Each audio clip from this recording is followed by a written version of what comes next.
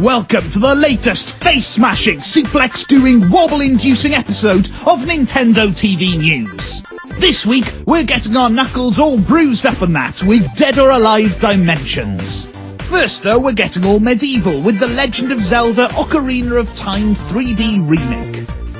We spent the evening at a swanky London venue this week which had procured a big plastic tree for the evening. As well as messing around with the fake foliage, we also got an amazing hands-on with the brand new game and had to be pried away from it at the end of the night. Watch out for our huge Ocarina of Time 3DS special coming your way next month.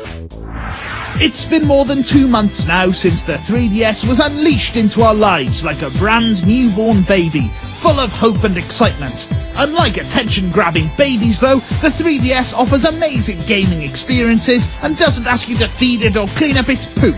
That would be weird. We've already been treated to one amazing fighting game in the form of the Super Street Fighter 4 3D edition.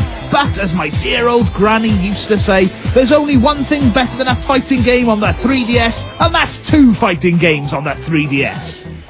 Fans of the Dead or Alive series will be excited to see a DOA game on a Nintendo console for the first time in its history, and, well, it lands with a bang.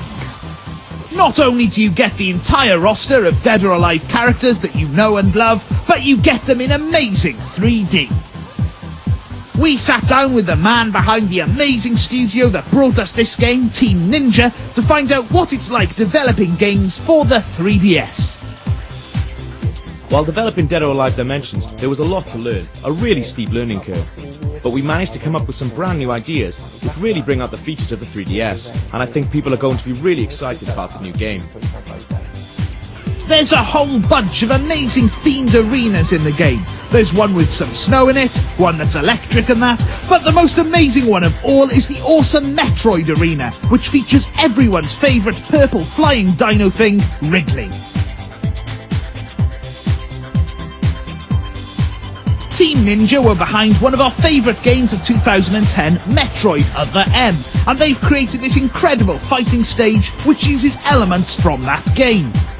As far as Street and Spot Pass go, DOA Dimensions has these sorted. As well as a figure collecting challenge, much like Super Street Fighter 4 3D, players will be able to grab all kinds of extra content like costumes via their Spot Pass. These kinds of surprises are the things that Yosuke Hayashi says he loves about the 3DS.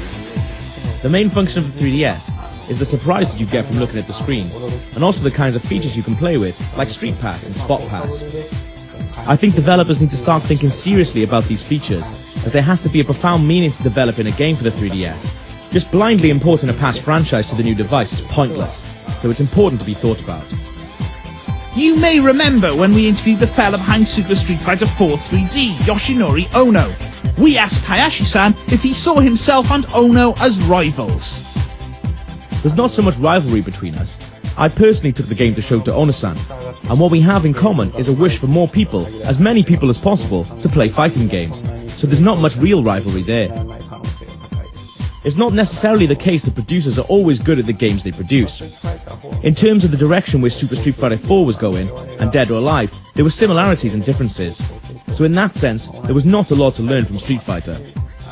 But with Ono-san, us both being fighting producers, it's always fun to do battles together on our respective games. Finally, we asked Hayashi-san who his favourite character in DOA Dimensions is. That's a frequently asked question, but I like to use every character equally. My favourite character is a secret. Very mysterious. Dead or Alive Dimensions is out now. Well, that's us done for another week. Join us next week though, because we spent some time with the guys at the Oaks Primary School in Crawley, who've got a teacher there who is a bit of a mad one for their dance mats. We've also got an exclusive competition to win a pair of tickets to the Sonisphere Music Festival, which takes place in Nebworth this July. That's all exclusively live on your Wii's Nintendo channel from Friday the 3rd of June.